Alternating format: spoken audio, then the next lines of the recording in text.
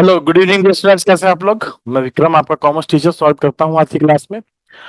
आज हम लोग एक नया चैप्टर स्टार्ट करने वाले हैं। इससे पहले हमने एक चैप्टर क्लोज किया फ्रॉम डीके गोयल सर की बुक से, जिसका नाम था लेजर, चैप्टर 13 लेजर। अब हम लोग स्टार्ट करने वाले हैं चैप्टर नंबर 14, जिसका नाम है ट्रायल बैलेंस। इससे संबंधित हम रूल्स और कुछ प्रैक्टिकल एग्जांपल्स करके देखेंगे कि बैलेंस बनाया कैसे था। हालांकि मैंने ट्रायल बैलेंस को आपको लेजर वाले चैप्टर में भी समझाया था कि कैसे हम ट्रायल बैलेंस मेंटेन करते हैं, और उसमें हमने ये बात भी देखी थी, ये बात भी जज की थी कि जर्नल एंट्री से हम लेजर कैसे बनाते हैं और लेजर से बैलेंसेस कैसे निकालते हैं, और उन बैलेंसेस के आधार पर ट्रायल बैलेंस कैसे बनाया जाता है। तो आज एक स्पेशल चैप्टर ही हम ट्रायल बैलेंस पे पढ़ रहे हैं, चैप्टर नंबर 14। आइए स्टार्ट करते हैं अपने चैप्टर को। मैं आपके साथ शेयर कर रहा हूं अपनी स्क्रीन।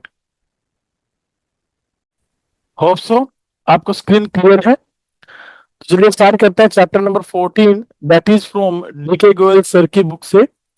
हमने ये जो है बुक, ये जो चैप्टर लिया है, मैं आपको बता दूं कि जो डीके गोयल सर की बुक है 11th क्लास की, उस बुक से हमने बेसिकली चैप्टर लिया है, और चैप्टर हमारा कौन सा है? 14th। इससे पहले हम लोग 13 चैप्टर कंप्लीट कर चुके हैं। आप प्लेलिस्ट से उन चैप्टर्स की वीडियो को चेक कर सकते हैं। चैप्टर नंबर 14 में हम लोग बात करेंगे कि ट्रायल बैलेंस और एरर्स, इनके बारे में कि ट्रायल बैलेंस है क्या, कैसे बनाया जाता है, कौन कौन से मेथड है, और कौन कौन सी एरर्स हैं जो ट्रायल बैलेंस में देखने को मिल सकती हैं। तो लर्निंग ऑब्जेक्टिव के बारे में अगर हम सबसे पहले बात करें, तो इसके लर्निंग ऑब्जेक्टिव क्या रहेंगे हमारे सामने। सबसे पहले आप देखिए, इसमें आप समझेंगे ट्रायल बैलेंस का मीनिंग, फिर आपको देखना है ट्रायल बैलेंस के ऑब्जेक्टिव्स, फिर ट्रायल बैलेंस बनाया कैसे जाता है उससे रिलेटेड प्रैक्टिकल क्वेश्चन, फिर हम उन स्टेप्स को पढ़ेंगे जिसके आधार पर आप ट्रायल बैलेंस में एरर्स को लोकेट कर सकते हैं, और साथ ही साथ हम टाइप्स ऑफ एरर्स देखेंगे जो ट्रायल बैलेंस को अफेक्ट करती हैं और जो ट्रायल बैलेंस को अफेक्ट नहीं करती हैं। ठीक है, चलिए स्टार्ट करते हैं। ट्रायल बैलेंस के बारे में जे आर बाटली बॉय ने एक डेफिनेशन दी है, that is trial balance is a statement. ये क्या है? एक स्टेटमेंट है प्रिपेयर्ड विद, जो बनाई जाती है with debit and credit balances of ledger accounts to test the arithmetical accuracy। ये जो arithmetical accuracy होती है उसको टेस्ट करने के लिए ट्रायल बैलेंस बनाया जाता है ऑफ द बुक्स। जो बुक्स है हमारी, जैसे जर्नल, लेजर, इन बुक्स की अर्थमेटिकल एक्यूरेसी को जज करने के लिए हम लोग ट्रायल बैलेंस मेंटेन करते हैं। अर्थमेटिकल का मतलब है प्लस माइनस की गलती या रिकॉर्डिंग की गलती अगर हमसे कोई हुई है, तो उन गलतियों को चेक करने के लिए इसको बनाया जाता है।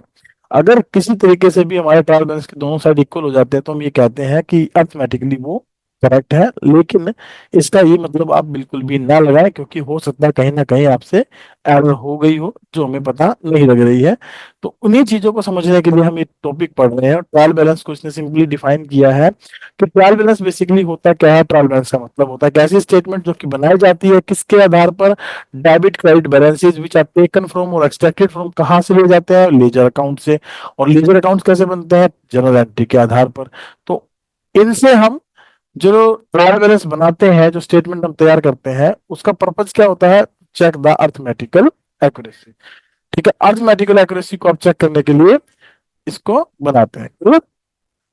चलिए आगे चलते हैं। मीनिंग ऑफ ट्रायल बैलेंस अगर बात करें तो, all the businessmen after completion of postings from journal or subsidiary books to the ledger want to verify accuracy of the posting, accuracy of the posting। जितने भी बिजनेसमैन हैं जो posting वो करते हैं जर्नल से सब्सिडी बुक्स में, वहां से लेजर में, वो जानना चाहते हैं कि वो बिल्कुल सही है या नहीं है। और इस जानने के पर्पज को, जानने के सॉल्यूशन को लेकर आया है ट्रायल बैलेंस, जो हमें ये हेल्प करता है कि अर्थमेटिकली करेक्ट है या नहीं है। ये कंक्लूसिव प्रूफ नहीं माना जाता, केवल अर्थमेटिकल वे में इसको हम फॉलो करते हैं। For this purpose a statement is prepared where in the balance of all the accounts in the ledger are incorporated. ये क्या है एक्चुअल में? किस पर्पज के लिए हम क्या बनाते हैं? एक स्टेटमेंट बनाते हैं जहां पर जितने भी बैलेंसेस होते हैं लेजर अकाउंट्स के, उनको हम इनकॉर्पोरेट मतलब शामिल करते हैं, और एक स्टेटमेंट हमारी तैयार होती है जिसमें डेबिट बैलेंसेस को डेबिट साइड में और क्रेडिट बैलेंसेस को क्रेडिट साइड में लिख देते हैं। तो statements of prepared is called trial balance, और जो इस तरीके से स्टेटमेंट बनाई जाती है उसे हम क्या बोलते हैं? ट्रायल बैलेंस बोलते हैं। So account showing debit balances are put on the debit side of the trial balance, and account showing the credit balances are put on the credit side of a trial balance. If the total of the debit side of trial balance is equal to the total of its credit side, then it is presumed that the posting to the ledger is accurate. ये मान लिया जाता है कि जो laser की posting है वो बिल्कुल करेक्ट है, वो बिल्कुल सही है। ठीक है, ऐसा हम मान लेते हैं। लेकिन मैंने आपको बता दिया कि कई दफा ऐसा हो जाता है कि भाई ट्रायल बैलेंस मैच हो जाता है लेकिन एरर से रह जाती है। उनका क्या कारण है वो बाद का टॉपिक है, उनको बाद में समझेंगे। फिलहाल हम चलते हैं थोड़ा सा आगे। Reason for agreement of trial balance is that, अगर हम देखें कि ट्रायल बैलेंस मैच हो गया है तो उसका बेसिक रीजन क्या है? Double entry system. ठीक है, डबल एंट्री सिस्टम के आधार पर, डबल एंट्री सिस्टम के आधार पर हम लोग ये जनरल एंट्रीज क्या करते हैं? रिकॉर्ड करते हैं। So each transaction is recorded 2 times, once the debit side of an account and again on the credit side of another account. Thus the total of हर एक ट्रांजेक्शन को, each transaction is recorded 2 times, once on the debit side of an account and another one on the credit side of another account. यहाँ पर each transaction is recorded 2 times का simple मतलब क्या है? That it is to be recorded, it is to be recorded twofold aspect, twofold aspect। हम transaction को 2 बार record नहीं करते, उनके दोनों एस्पेक्ट को रिकॉर्ड करते हैं, उसे हम डबल एंट्री सिस्टम के नाम से जानते हैं।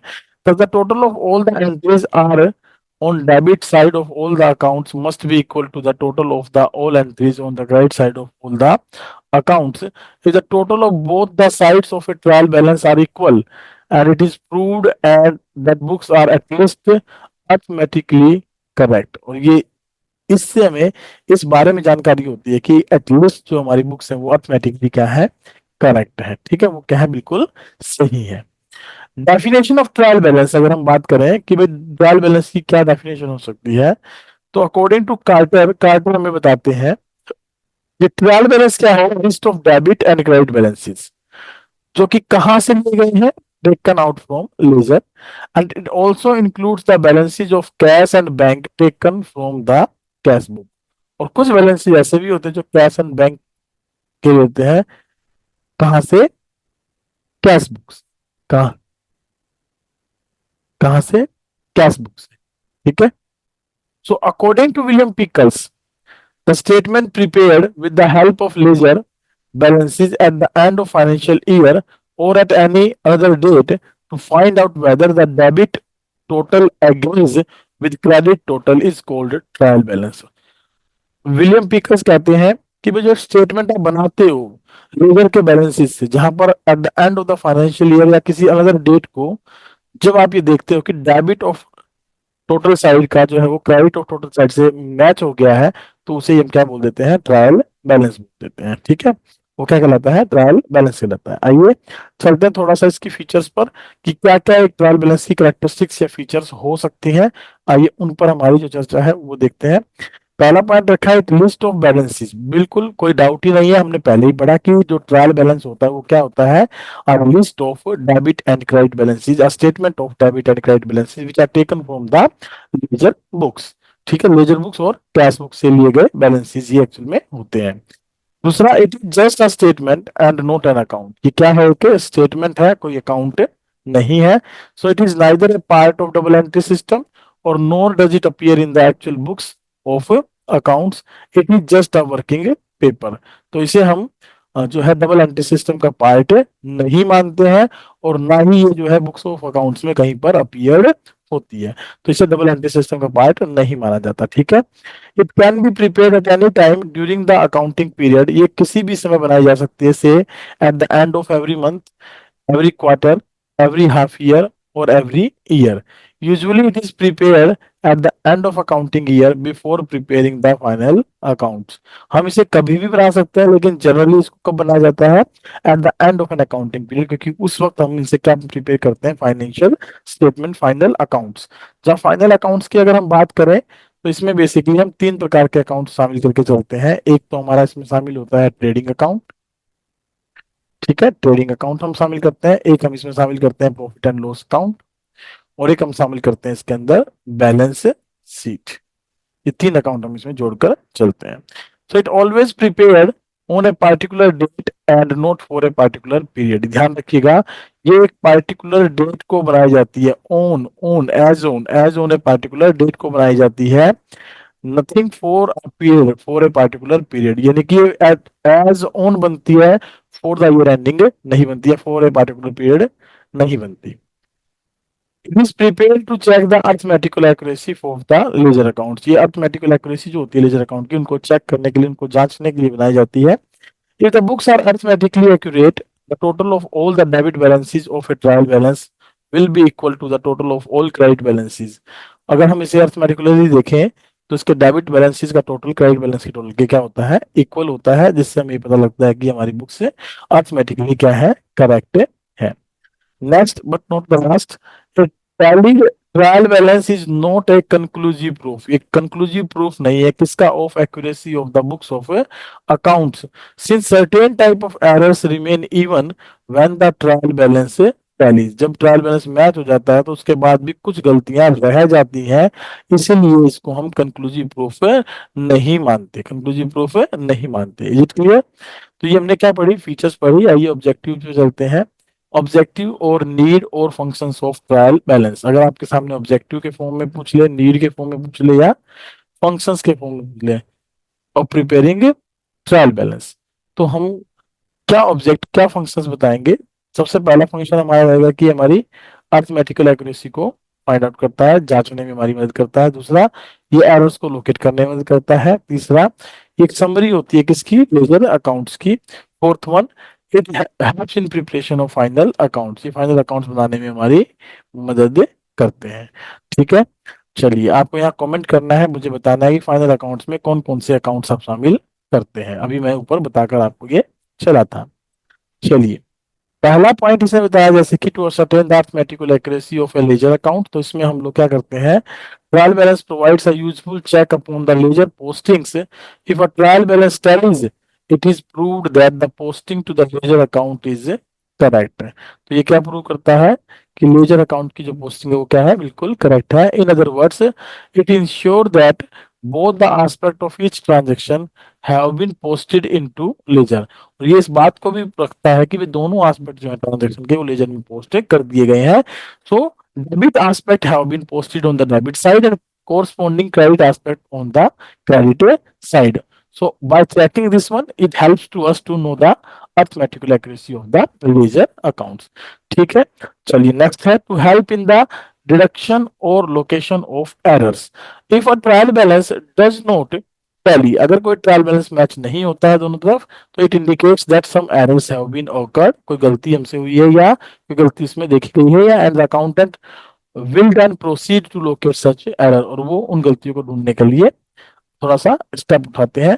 Even a small difference in the trial balance is to be given the same importance and attention as large difference, because it may be possible that there may be number of errors which have offset the effect of one another, resulting in the small composite difference। ये कहता है कि भाई अगर हम ये बात करें भाई इसकी इंपॉर्टेंस और टेंशन जो है वो large differences because it may be possible that there may be number of errors which have offset effect of one another, resulting in a small composite difference। तो ऐसा पॉसिबल है कि अगर छोटी से छोटी गलती भी होगी तो उस पर भी हम उतना ही ध्यान देंगे, उतना ही उसको महत्वपूर्ण समझेंगे जितना कि एक बड़ी गलती, क्योंकि हर वो पॉसिबिलिटी जो ट्रायल बैलेंस में एरर्स क्रिएट करती है या ट्रांजेक्शन को मैच नहीं होने देती, उन एरर्स को ढूंढने में ये हमारी क्या करता है, मदद करता है। To obtain a summary of ledger accounts, किसी भी पार्टिकुलर लेजर अकाउंट्स की समरी को जानने के लिए हम क्या प्रिपेयर करते हैं, ट्रायल बैलेंस बनाते हैं। तो trial balance serves as a summary of all the ledger accounts। Scanning the trial balance enables one to know the assets, liabilities, expenses, incomes, etc। तो कोई भी ट्रायल बैलेंस हमें जब हम उसको बनाते हैं, स्कैन करते हैं, बनाकर समझते हैं, अंडरस्टैंड करने की कोशिश करते हैं, तो उससे हमें क्या पता लगता है कि हमारी एसेट्स कितनी है, हमारी लाइबिलिटीज कितनी है, हमारे एक्सपेंसेस कितने हैं, हमारे इनकम्स कितनी है, इनके बारे में हम लोग जानते हैं। ठीक है, फोर्थ वन है for the preparation of final accounts, for the preparation of final accounts. As the trial balance contains the list of all the ledger accounts, it provides a basis for the further processing of accounting data, that is preparation of final accounts, namely trading account, profit and loss account and a balance sheet. तो ये हमें ये तीन जो financial statement है, trading account, profit and loss account and balance sheet, इनको बनाने में भी हमारी क्या करता है, मदद करता है। चलिए आगे चलते हैं कि कैसे एक ट्रायल बैलेंस बनाया जाता है। Preparation of a trial balance. A trial balance में be prepare at any time, say at the end of every month, quarter, half year और ईयर, हाफ ईयरली और yearly. Usually it is prepared at the end of accounting period. Generally हम इसे कब बनाते हैं, and of accounting period में बनाते हैं। So as to verify the arithmetical accuracy of the ledger accounts before the preparation of final accounts, it may be noted it is always prepared on a particular date, on a particular date. मैं बार बार बोल रहा हूं, जब भी आप इसे बनाएंगे तो एज ऑन बनाएंगे, not for a particular period, for the particular period ending इसे आप नहीं बनाएंगे। As on it is to be prepared. और ये किसी डबल एंट्री सिस्टम का पार्ट नहीं है, ये किसी डबल एंट्री सिस्टम का पार्ट नहीं होता। In order to prepare the trial balance, all account showing debit balance in the ledger are put on the debit side of trial balance and account showing the credit balance are put on the credit side of the ledger trial balance. तो यही basically क्या है, इसके rule भी है। ये क्या इसके रूल भी है कि भाई डेबिट बैलेंसेस को डेबिट में, क्रेडिट बैलेंसेस को क्रेडिट में रखना होता है ट्रायल बैलेंस में। If however an account shows no balance, that is debit और credit total of an account are equal, then the account is not included in the trial balance. अगर किसी account में debit और credit दोनों बराबर है तो उसे हम अकाउंट में इसमें ट्रायल बैलेंस में शामिल नहीं करते। After this the debit and credit column of trial balance are totalled and if total is equal, it is said that trial balance is has tallied. It may be noted that a trial balance can be prepared only when all the ledger accounts have been balanced. जब सारे ledger account क्या हो जाते हैं, balanced हो जाते हैं, right. Illustration देखते हैं इसका एक, उससे थोड़ा समझ में आएगा हमें हम कैसे ट्रायल बैलेंस बनाएंगे। हालांकि ये काम हम लेजर अकाउंट में कर चुके हैं। हमें देखिए थोड़ा सा मैं आपको इलस्ट्रेशन पे जाने से पहले एक छोटी सी बात डिस्कस कर लेता हूँ आपके साथ। यही लिख लेते हैं बात। सबसे पहले आप समझिए, या तो आपको ट्रायल बैलेंस बनाना देगा तो हो सकता है आपको लेजर अकाउंट्स दे दे और उनके बैलेंसेस के साथ, लेजर अकाउंट दे दे उनके बैलेंसेस के साथ, या हो सकता है आपको वेरियस सब्सिडीज बुक्स दे दे, वेरियस सब्सिडीज बुक्स दे दे, सब्सिडारीज बुक्स दे दे, और उनके आधार पर हम लोग क्या बनाए, पहले लेजर बनाए और लेजर बनाकर फिर क्या बनाए, ट्रायल बैलेंस बनाए। ऐसा पॉसिबल है। या फिर हमें डायरेक्टली मिक्स आइटम दे सकता है, मिक्स आइटम दे सकता है किसके, एसेट्स के, लायबिलिटीज के, कैपिटल के, एक्सपेंसेस के और रेवेन्यूज के। तो इनके एलिमेंट हमें मिक्स देने के बाद, इनके एलिमेंट हमें मिक्स देने के बाद उनमें से हम आइडेंटिफाइड करके लिखते हैं, जो डेबिट वाले बैलेंस है वो ट्रायल बैलेंस के डेबिट में, जो क्रेडिट वाले बैलेंस उनको क्रेडिट में। तो ट्रायल बैलेंस को बनाने के लिए किसी भी तरीके से डाटा हमें प्रेजेंट हो सकता है। जैसे इस क्वेश्चन में देखें, इलस्ट्रेशन 1 में given below a cash book, the ledger extract from the books of Shekhar brothers as on 30th April 2020। ठीक है, 30 अप्रैल 2020 को शेखर की ब्रदर्स की बुक से कुछ बैलेंसेस और कैश बुक से कुछ बैलेंसेस निकाले गए। जैसे कैश बुक से हमें बैलेंस मिला किस चीज का, बाय बैलेंस कैरी डाउन, जहां पे आप देखिए ये बैलेंस हमने निकाल रखा है 55,500 और 3,80,000, और इसी बैलेंस को हमने आगे ब्रॉड फॉरवर्ड कर रखा है टू बैलेंस ब्रॉड डाउन 55,500 और 3,80,000। तो ये जो इसका बैलेंस है ये कैश के बैलेंस को रिप्रेजेंट करता है और ये हमारा बैंक के बैलेंस को रिप्रेजेंट करता है। तो कैश और बैंक का बैलेंस हमें यहाँ पर क्या है, गिवन है। तो इसे लेकर हम ट्रायल बैलेंस बनाएंगे, ट्रायल बैलेंस में बैलेंस लिखे जाएंगे। उसके बाद आप देखिए कैपिटल अकाउंट आपको गिवन है। कैपिटल अकाउंट में आप देखिए आपके पास बाय कैश लिखा है 2 लाख रुपए यहाँ पर, और यहाँ लिखा है बैलेंस सीडी, और यहाँ लिखा है बैलेंस ब्रोड डाउन। तो इसका बैलेंस कैसा हो गया, क्रेडिट बैलेंस हो गया। जिस तरफ आपका बैलेंस ब्रोड डाउन लिखा है उसका वही बैलेंस माना जाएगा। तो कैपिटल बैलेंस भी आपको गिवन है। उसके बाद आप ये परचेज अकाउंट, इसका टोटल ही हमारा बैलेंस होता है। तो टोटल हमारे बनते हैं 4,90,000 रुपए। तो परचेज को टोटली हम 4,90,000 से मेजर कर लेते हैं, और अगर कोई रिटर्न हो तो माइनस कर देते हैं। सेल रिटर्न देखिए हमारे पास बन रही है कितनी, 8,54,000 रुपए। तो इस 8,54,000 रुपए को आप एज ए सेल्स अकाउंट के तौर पे ट्रायल बैलेंस में क्रेडिट साइड में रिकॉर्ड कर लेंगे, क्योंकि क्रेडिट बैलेंस हमें टोटल करके दिखा रहा है। दिनेश के अकाउंट के बारे में बात करें तो यहाँ पर इसका बैलेंस जो है ब्रोट डाउन वो क्रेडिट में लिखा है, तो इसका बैलेंस भी कैसा है, क्रेडिट है। और दिनेश बेसिकली क्या है, हमारा एक क्रेडिटर है, क्योंकि हम इससे गुड्स से खरीद रहे हैं, राइट। चलिए आगे चलते हैं। गोपाल अकाउंट देखिए, इसका बैलेंस ब्रोट डाउन लिखा है, उसका मतलब हमने इसको गुड्स सेल की है, तो इसका डेबिट बैलेंस है। जिस तरह ब्रोट डाउन लिखा है इसका वही बैलेंस है, तो इसका बैलेंस कैसा है, डेबिट बैलेंस है। नितिन के बारे में बात करें तो इसका बैलेंस भी हमारा डेबिट में क्या है, ब्रोट डाउन है, तो हमारा इसका बैलेंस भी डेबिट ही माना जाए। उसके बाद फर्नीचर अकाउंट। अब देखिए फर्नीचर अकाउंट आपने मेंटेन किया तो उसमें आपके पास बैलेंस ब्रोट डाउन किधर लिखा है, डेबिट में, तो ये भी डेबिट में लिखा जाएगा ट्रायल बैलेंस के। रेंट अकाउंट का एक ही बैलेंस दिया है तो वो क्रेडिट में है, तो क्रेडिट का बैलेंस क्रेडिट में ही लिखा जाएगा। ड्राइंग का बैलेंस देखिए ब्रोट डाउन हमें डेबिट में बताया गया है, तो इसका बैलेंस डेबिट ही लिखा जाएगा। ऐसे सैलरीज को डेबिट में दिखाया गया तो इसका बैलेंस डेबिट ही रहेगा। परचेज रिटर्न अकाउंट अगर हम बात करें तो उसका बाय संदेश as per purchase return book लिखा है हमारे सामने, तो हम उसको एज इट इज 2,000 रुपए को क्रेडिट साइड से उठाकर क्रेडिट में ही लिख देंगे। तो you are required to prepare the trial balance. अब जो जो बैलेंस आपके ब्रोट डाउन थे और जिस जिस साइड थे उस साइड आप ट्रायल बैलेंस में उनको लिखते हुए चलिए, आपका ट्रायल बैलेंस मैच हो जाएगा। जैसे कैश और बैंक का हमारे को पहले ही पता लग रहा था डेबिट में बैलेंस दिखा रखे हैं तो डेबिट आ जाएगा। कैपिटल क्रेडिट ही होती है तो क्रेडिट में आ जाएगी, परचेज डेबिट होती है तो डेबिट में आ जाएगी, सेल्स क्रेडिट होती है तो क्रेडिट में, और दिनेश भी क्रेडिट हो जाएगा, और दिनेश भी क्या हो जाएगा, क्रेडिट हो जाएगा। सो उसके बाद हम क्या करेंगे भाई, गोपाल से हमें पैसा लेना था, नितिन से हमें पैसा लेना था, फर्नीचर हमने परचेज किया था, तो ये सब मिलाकर अगर हम ट्रायल बैलेंस के टोटल को करेंगे तो हमारा टोटल वो इक्वल होना चाहिए। जैसे रेंट खर्चा है, ड्राइंग सैलरीज, ये सब हमारे डेबिट का पार्ट होते हैं, परचेज रिटर्न क्रेडिट का होता है, तो इन सबको जोड़ेंगे तो ये क्या आना चाहिए, इक्वल आना चाहिए। अगर ये इक्वल आ रहा है तो इसका मतलब ट्रायल बैलेंस अर्थमेटिकल से क्या है, एक्यूरेट है, अदरवाइज कहीं ना कहीं उसमें कमी है। ठीक है, चलिए। द अंडर मेंशन पॉइंट में भी noted for preparing A trial balance. जब आप ट्रायल बैलेंस बनाएं तो आपको इन बातों का विशेष ध्यान या लगाव रखना है ताकि आपको ट्रायल बैलेंस बनाने में किसी प्रकार की कोई गलती ना हो। तो पहला पॉइंट इसने बताया मुझे, as all assets have been debit balances, the balances should be shown on the debit side of trial balance. किस साइड दिखाने चाहिए हमें, वो डेबिट साइड में दिखाना चाहिए।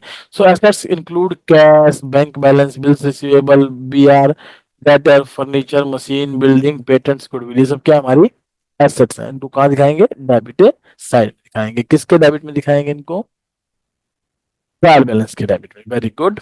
चलिए दूसरा पॉइंट है हमारा, as all the liabilities have credit balances, the balances should be shown on the credit side of the trial balances, and liabilities include bank overdraft, bills payable, bill acceptance और creditors। तो ये जो है हमारी क्या है, लाइबिलिटीज साइड को show करते हैं।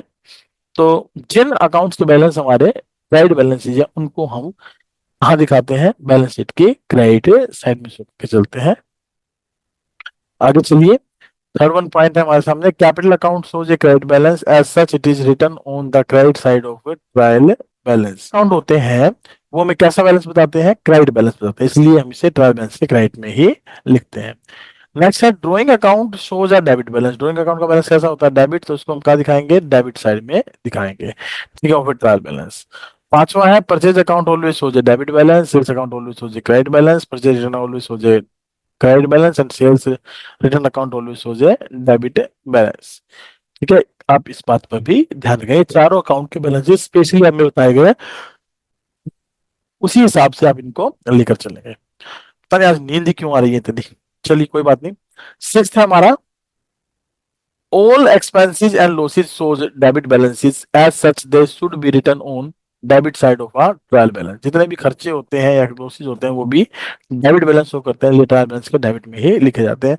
तो एक प्रकार से ये क्या दिए गए हैं, रूल्स दिए गए हैं कैसे हम ट्रायल बैलेंस में एंट्री पोस्ट करेंगे। So all incomes and profit shows credit balances जो as they are should be written on the credit side of the trial balance. ठीक है,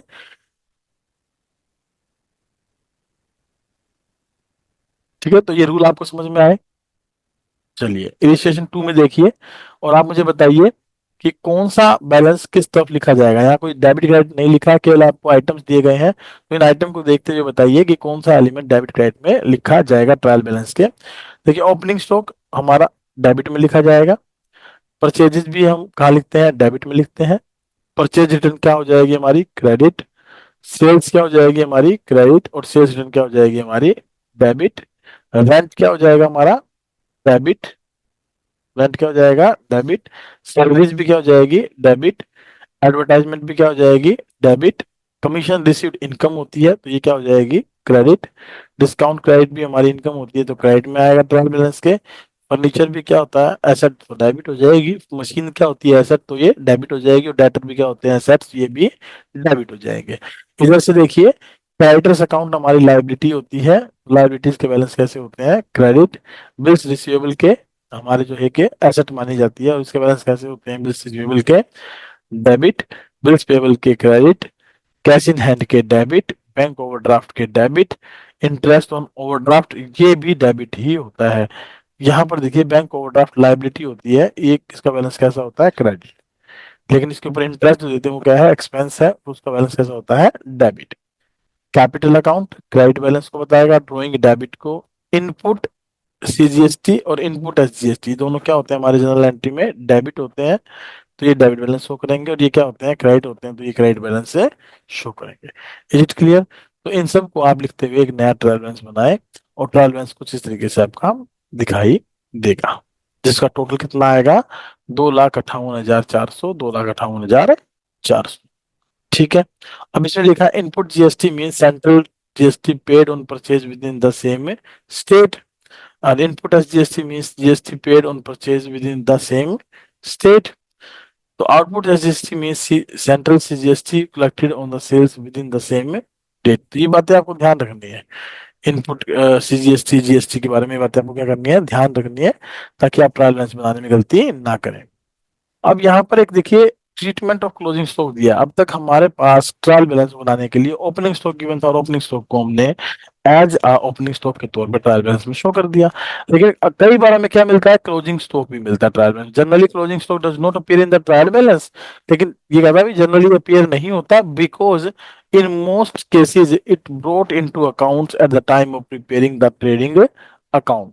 जो ट्रेडिंग अकाउंट होता है उसको बनाते वक्त जो है बेसिकली इसमें क्या होती है हमारी, प्रोटीन टू अकाउंट, उस वक्त हम इन बातों को शामिल करते हैं, मतलब इस क्लोजिंग स्टॉक को क्या करते हैं, शामिल करते हैं। अदरवाइज ये ट्रायल बैलेंस में नहीं दिखाया जाता।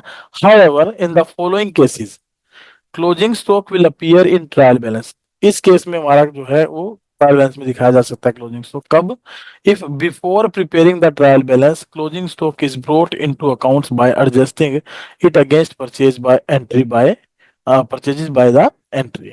अगर ट्रायल बैलेंस आपने नहीं बनाया हो और उस वक्त आपको याद आ गया हो, तो उसको आप closing stock debit to purchases के नाम से एंट्री करते हुए कहाँ दिखा सकते हैं, ट्रायल बैलेंस में। क्लोजिंग स्टॉक रेज हो जाएगा तो दिखा सकते हो, परचेजेस हमारी क्या हो जाएगी, कम हो जाएगी। ठीक है।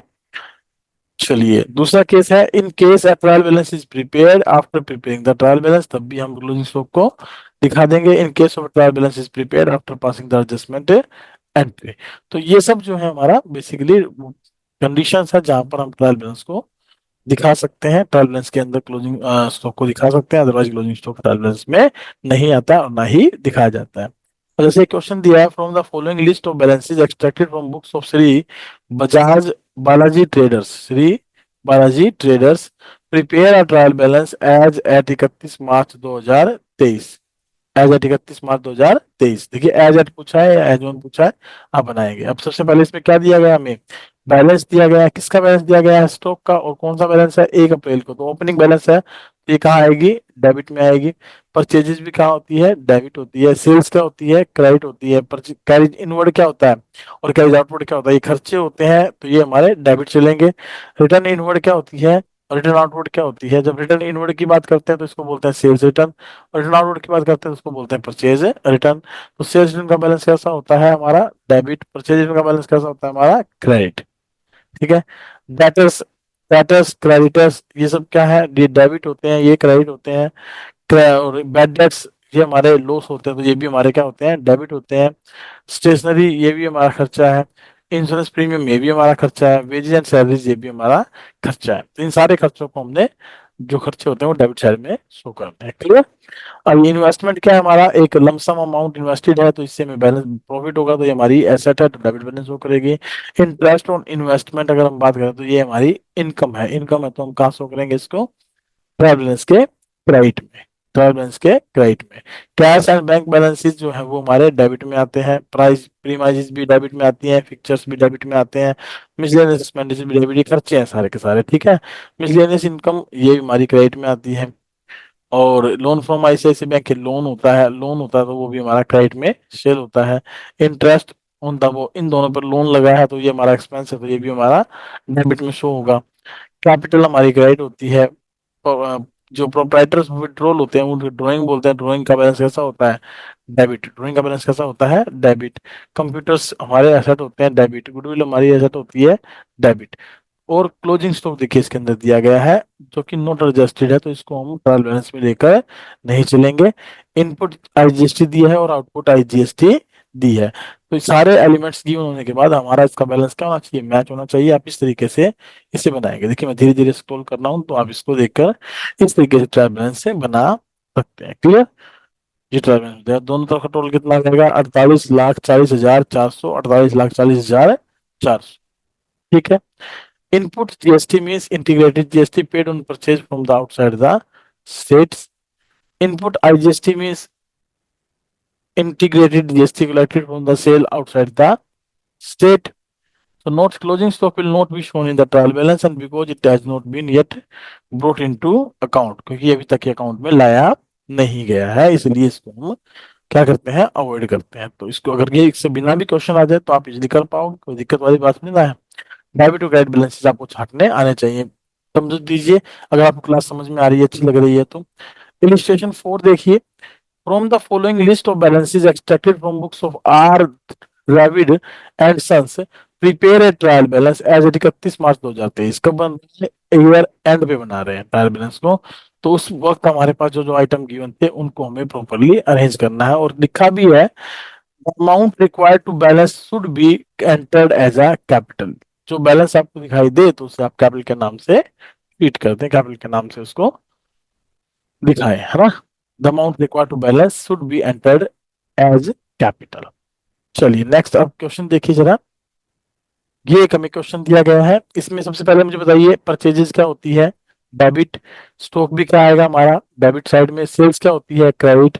सन्ड्री एक्सपेंसेस क्या होते हैं, डेबिट। लीज और प्रीमाइजेस क्या है, एसेट्स, डेबिट। फ्री और प्रीमाइजेस भी क्या है, एसेट्स, डेबिट।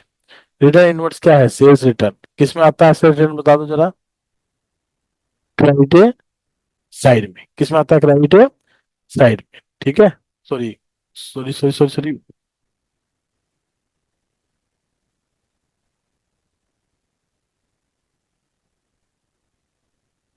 ड्यूअल प्रीमाइजेस कहाँ आती है हमारी, डेबिट में। और रिटर्न आउटवर्ड्स कहाँ आएगा हमारा, डेबिट में, क्योंकि ये क्या है हमारी sales return. Furnitures and fixtures क्या होता है, डेबिट, क्योंकि भी हमारी क्या है बेसिकली एसेट्स होती है। Equipment, debit. Repair to equipment ये एक्सपेंस है, ये भी डेबिट में आएगा। डेप्रिसिएशन ये भी हमारा डेबिट में आएगा। प्रोप्राइटर्स विड्रॉल ये हमारी जो है एक प्रकार की एसेट मानी जाती है, ड्रॉइंग डेबिट में आएगा। डेटर्स भी डेबिट में आएंगे, क्रेडिटर्स क्रेडिट में आएंगे। बैड डेट्स डेबिट में आएंगे। इन्वेस्टमेंट एट द रेट 10% जो है, इन्वेस्टमेंट एट द रेट 10% जो है वो हमारी इन्वेस्टमेंट होती है, तो ये हमारे डेबिट में आएंगे एसेट साइड में। इंटरेस्ट ऑन इन्वेस्टमेंट हमें इनकम होती है तो ये हमारा क्रेडिट में जाएगा। लॉन्ग टर्म बोरोइंग्स हमारी लाइबिलिटी होती है, क्रेडिट में जाएगा। और लोन फ्रॉम यूटीआई बैंक जो है, लोन फ्रॉम यूटीआई बैंक वो क्या है, हमारी लाइबिलिटी है, तो वो भी क्रेडिट में लिखा जाएगा, ठीक है। ठीक है, चलिए। इंटरेस्ट ऑन लोन कहाँ लिखा जाएगा, एक्सपेंस होता है, डेबिट में लिखा जाएगा। पैटी कैश अकाउंट बैलेंस भी हमारी कैश का बैलेंस होता है तो ये एसेट में लिखा जाएगा। बैलेंस एट बैंक जो है, बैलेंस एट बैंक, इसको हम कहाँ लिखेंगे, डेबिट में लिखेंगे। किस में लिखेंगे, डेबिट में। Is it clear. तो ये सब हम कहाँ दिखाएंगे, डेबिट में दिखाएंगे, और वहां से हम इन बैलेंसेस के आधार पर ट्रायल बैलेंस मैच कर लेंगे। देखिए इसमें कहीं कैपिटल गिवन नहीं है तो डिफरेंस जो आएगा वो क्या आएगा, कैपिटल आएगा। और स्टॉक जो है वो हम इसमें शामिल करते नहीं है। तो इसका जो ट्रायल बैलेंस हम बनाएंगे परचेज स्टॉक सेल्स इनके साथ, तो एट द एंड जो बैलेंस हमारे सामने निकल कर आएगा, डेबिट को जोड़ेंगे क्रेडिट को जोड़ेंगे, डेबिट का जोड़ में से क्रेडिट का जोड़ घटा रहे हैं, ये बैलेंस बच रहा है 8,75,000 रुपए का। इस 8,75,000 को आप कैपिटल का क्या मान सकते हैं, बैलेंसिंग फिगर मान सकते हैं। बोलिए बात समझ में आई कि नहीं आई। अगर यहाँ तक क्लियर है तो चलिए एक एग्जांपल और देख लेते हैं। छोटा सा एग्जांपल है, prepare a trial balance from the following information. ये केवीएस 2019 में भी एग्जाम में आया हुआ क्वेश्चन है। तो ट्रायल बैलेंस में बनाना है कुछ बेसिक इन्फॉर्मेशन के साथ। तो बताइए प्रीपेड एक्सपेंसेस क्या होते हैं, हमारी एसेट, तो इसका बैलेंस कैसा होता है डेबिट। आउटस्टैंडिंग रेंट हमारी लायबिलिटी होती है तो बैलेंस होता है credit.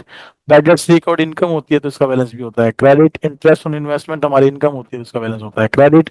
Due to Mohan, Mohan को देने हैं। ड्यू फ्रॉम नहीं है, ड्यू टू है तो लायबिलिटी बन गई। बैंक ओवरड्राफ्ट लायबिलिटी बन गई। डिस्काउंट अलाउड हमारे एक्सपेंस होते हैं, डेबिट में आ जाएंगे। ड्यू फ्रॉम विनोद, ये हमारी एसेट बन जाएगी डेटर्स के नाम पर। इन्वेस्टमेंट हमारा इन्वेस्टमेंट होता है, ये हमारा डेबिट हो जाएगा। और पेटेंट्स भी हमारे क्या हो जाएंगे डेबिट। मशीन भी हमारी क्या हो जाएगी डेबिट। क्रेडिट क्या हो जाएगी हमारे, कैपिटल क्या हो जाएगी हमारी क्रेडिट। तो इन सब को आप देख सकते हैं इसके फॉर्मेट में ये कैसे लिखे गए हैं। ये डेबिट एंड क्रेडिट के बैलेंसेस है, इस तरीके से ट्रायल बैलेंस बनता है। यहाँ पर हम लोग एज एट डाल लेते हैं जिस डेट को बना रहे हैं, एज ऑन लिख लेते हैं जिस डेट को आप इसे बना रहे हैं। ये पार्टिकुलर्स हैं, लेजर फोलियो है, बैलेंस डेबिट है, बैलेंस क्रेडिट है। तो ये बैलेंस जो डेबिट वाले थे वो हमने डेबिट में लिख दिए, जो क्रेडिट वाले थे क्रेडिट में दिए। टोटल करके देखा तो कितना आ गया 32,000, 32,000। Is it clear? समझ में आया? कोई भी आइटम ऐसा नहीं जो आपको समझ में ना आया हो। चलिए इलिस्ट्रेशन 6 पर चलते हैं। इलिस्ट्रेशन 6 क्या कहती है, देखिए। Following trial balance has been prepared by an inexperienced accountant. Redraft it in a correct form. कई बार क्वेश्चन ऐसा भी आ जाता है कि आपको बना बनाया ट्रायल बैलेंस दे देगा और उसमें जो कुछ गलतियां होंगी, इन गलतियों को ठीक करके आपको उसे क्या करना पड़ेगा, रीड्राफ्ट करना पड़ेगा।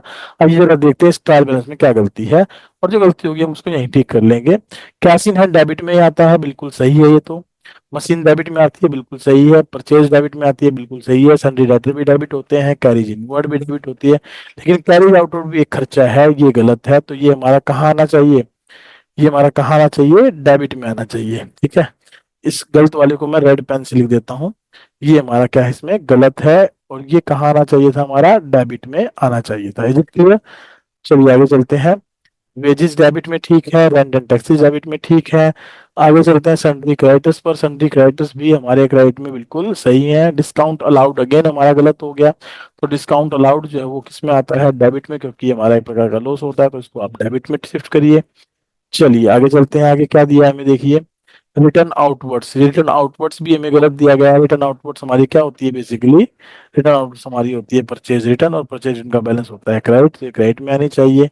ठीक है। रिटर्न इनवर्ट्स, रिटर्न इनवर्ट्स क्या होती है, रिटर्न इनवर्ट्स हमारी होती है डेबिट। ये क्रेडिट में गलत लिखी है तो इसको आप डेबिट में लिखें और करेक्ट करें। फिर कैपिटल, कैपिटल भी गलत लिखी है। कैपिटल हमारा क्या होती है, एक प्रकार से क्रेडिट बैलेंस शो करती है, ये गलत लिखी है तो इसको आप इधर लिखें। ड्रॉइंग्स भी गलत लिखी है, तो ड्रॉइंग्स हमारा डेबिट बैलेंस को शो करती है तो इसको आप डेबिट में लिखें। बैंक लोन, बैंक लोन भी गलत लिखा है, ये हमारी क्या है, एक प्रकार की लाइबिलिटी, तो इसको आप लाइबिलिटी यानी क्रेडिट साइड में लिखें। इंटरेस्ट ऑन लोन हमारा एक्सपेंस है तो ये बिल्कुल सही है, इसमें कोई दिक्कत नहीं है। ओपनिंग स्टॉक भी गलत लिखा है। देखिए ओपनिंग स्टॉक हमारी क्या होती है, एसेट होती है, तो ये कहाँ आनी चाहिए, हमारे डेबिट में आनी चाहिए, डेबिट में लिखें। सेल्स बिल्कुल सही लिखी है, सेल्स में कोई दिक्कत नहीं है। और डिस्काउंट रिसीव्ड गलत लिखा है। डिस्काउंट रिसीव्ड हमारी इनकम होती है तो इसको सही करने के लिए आप क्रेडिट में लिखें। तो ये गलतियां जब हम ठीक करेंगे इनके साथ तो हमारा क्या बन जाएगा, करेक्ट और रेक्टिफाइड ट्रायल बैलेंस। आप जो इसका सॉल्यूशन है उसमें चेक करें और मैच करें कि क्या हमने ये सही किया है या नहीं किया है। आइए मैं मिलवा देता हूँ ड्राइंग से। देखिए ड्राइंग वहाँ क्रेडिट में लिखी थी, हमने यहाँ क्या लिख दी, डेबिट में लिख दी। ठीक है, क्लियर है ये बात? डिस्काउंट रिसीव्ड क्रेडिट में आती है ना। तो ये सब हमने जो है बेसिकली एक ट्रायल बैलेंस के बनाने के बारे में सीखा। अब ये एक इलिस्ट्रेशन 7 दी है, इसके बारे में देखिए क्या कहता है। Trial balance of Narayan stores as 31 March 2020 को दी गई है, और इसमें हेड्स ऑफ द अकाउंट दिए गए हैं, लेजर फोलियो दिया गया है, डेबिट बैलेंस और क्रेडिट बैलेंस के साथ हमें एक ट्रायल बैलेंस भी दिया गया है जिसका टोटल मिल रहा है 25,54,000, 25,54,000। और कुछ और इन्फॉर्मेशन साथ में दी गई है, उन इन्फॉर्मेशन में लिखा गया है following transactions were entered into but were not recorded in the books of account. कह रहा है ये ट्रांजेक्शन होनी थी लेकिन ये हमने बुक्स ऑफ अकाउंट में रिकॉर्ड नहीं की। जैसे कि goods worth rupees 15,000 were purchase on credit, जो 15,000 का सामान है वो हमने क्या किया है, उधार में खरीदा है, तो इसकी एंट्री नहीं हुई है ना। देखिए इसमें रिक्वायरमेंट दी गई है कि pass journal entries for the above mentioned transaction and post them into ledger. तो इसका मतलब हमें यहाँ कुछ जर्नल एंट्रीज पास करनी पड़ेंगी, कुछ लेजर्स बनाने पड़ेंगे, और उन लेजर्स को बनाते वक्त ट्रायल बैलेंस में बैलेंसेस गिवन है, बैलेंस ब्रोट डाउन है उनको लिखकर एक न्यू बैलेंस की कैलकुलेशन करनी पड़ेगी। क्या करनी पड़ेगी? न्यू बैलेंस की कैलकुलेशन करनी पड़ेगी। और फिर उसके बाद उस नए बैलेंस को हम कहाँ लिखेंगे? ट्रायल बैलेंस में लिखेंगे, ताकि वो क्या उसके रीड्राफ्ट उसके। तो प्रोसेस आपको क्लियर है कैसे करना है? बताइए जरा, मेरे साथ साथ रिपीट करिए। सबसे पहले पर आप क्या करेंगे? कुछ जर्नल एंट्री पास करेंगे, किससे संबंधित? ये जो ट्रांजेक्शन हमें गिवन है इनसे रिलेटेड। दूसरे नंबर पर आप क्या करेंगे बताइए? दूसरे नंबर पर आपको लेजर बनाने हैं, और उस लेजर को बनाते वक्त इन एंट्रीज को लेजर में लिखना है, और उनके अगर पहले से कोई ट्रायल बैलेंस में बैलेंस गिवन है तो उनको लिखकर उसके बाद इनको ट्रांसफर करेंगे। और उसके बाद तीसरे नंबर पर क्या करेंगे बताइए? तीसरे नंबर पर हम उनका एक बैलेंस निकालेंगे, और वो जो नया बैलेंस आएगा, वो जो नया बैलेंस हमारा आएगा, उस बैलेंस को हम उठाकर ट्रायल बैलेंस में लिख देंगे, ताकि ट्रायल बैलेंस क्या हो जाए? हमारा रीड्राफ्ट हो जाए। तो होप्स हो कि आपको ये समझ में आया कि भी किस तरीके से हम ये बनाएंगे।